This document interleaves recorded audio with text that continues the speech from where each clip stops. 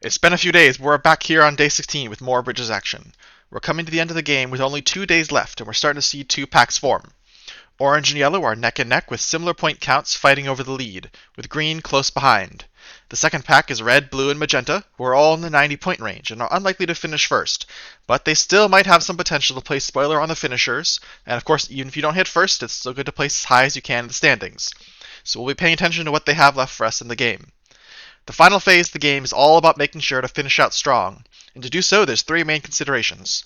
First, they need to think about filling in any free points that they've left behind. A perfect example of what I mean is the blue team.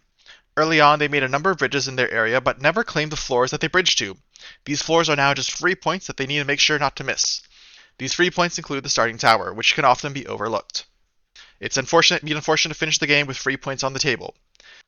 The second thing to consider is to make sure that the points you do have are secure. Continuing to look at the blue team, we can see some bridges out to unclaimed towers that they use to get to towers further inwards. A connection like this one could be cut by an opposing team. If possible, these should be shored up by either claiming the tower or making sure to take up any incoming open nodes so other teams can't make bridges into attack. It might be a bit too late for Cyan to save this weakness though, so what they can do is hold a few moves on the last day and try to mount an active defense if Magenta were to start attacking. Once moves to finish up free points and moves to shore up defenses have been counted up, teams then need to consider how many moves they have left over, and how best to use those leftover moves to make sure they're not in a bind on the last day. If you have 3 to 5 extra moves, that's not always enough to go to claim a tower, so trying to find a nearby unclaimed ladder can be a decent way to drop those last few moves into something that doesn't lower your point average too much.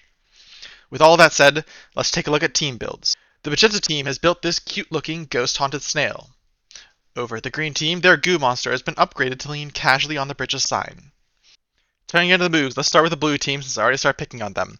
As previously mentioned, they have a lot of moves left to do back in their backline to fill in the areas that they've already started to, as well as some of these small little floors that they've moved to claim other towers. As far as the big moves they've made, they've claimed a lot of these white towers moving in towards the center. Starting off with that 6 tall tower that we mentioned over here, they've claimed a number of the 5 talls nearby. Looks like they started to make some moves towards other ones, but Orange cut them off. So unfortunately, they have a couple of bridges here that didn't end up getting in use for them. They have, with their points in that they have left to do, they could see a surge moving in points right towards the end. I'm not sure it's quite enough to get them into first, but they should have a pretty respectable count by the end of the game. Moving over to Magenta. They moved a little bit out here into the grays as we saw before, but they also then moved backwards into these 2 and 3 tall towers. These are great value towers, especially this one with a ladder, and so that's helped them stay competitive in points.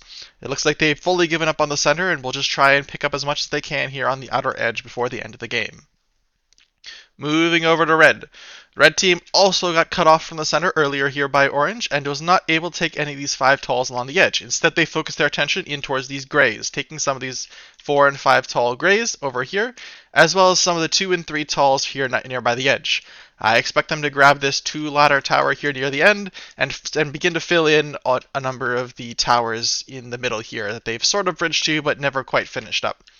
We'll see if they have any other interesting things in store, as well as maybe possibly any sorts of shenanigans against Orange. Orange has done a pretty good job of defending their backline, so I'm not sure how much Red will be able to do, but there are still 2 ladders here near the base, or 2 towers here near the base that haven't been touched, so we'll see what they have in mind. Orange team, on the other hand, has continued their expansion in the center. They've taken a number of these white towers here along the edge of their previous claim, as well as moving in towards these towers near to cyan and red. These were pretty hard to bridge to, as you can see the connections here right along the edge here were complicated. And one move I really want to highlight is going through green's tower. This is really exciting, because as green can paint any incoming bridges, and you can't paint over any of green's bridges, orange can still build bridges to claim towers, and so they take advantage of this to quickly build a bridge over to this and then quickly claim the tower on the other end. So now that both of these towers are claimed, there's nothing green can do about it. And orange has snuck by and made this advantage of these open nodes to grab these towers over on the edge. I think that's a really amazing play, and I hope to see more of those in future games.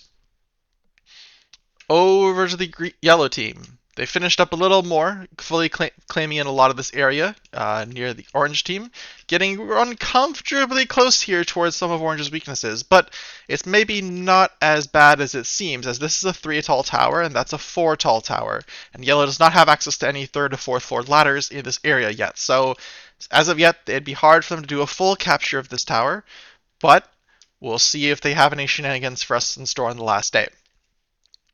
Yellow, similarly in their backline, has a number of unclaimed floors that they can grab, as well as an unclaimed base tower. Uh, and then over here on the end, they grabbed a couple more towers closer to green, also edging very close here on the other side.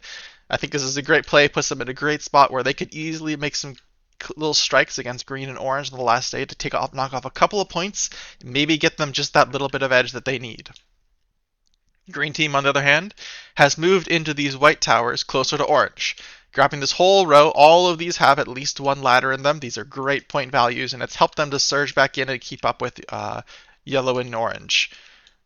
Over here on the other end, they filled in some of these towers that they had partially bridged to early on in the game, which helped them to get some recoup on their points.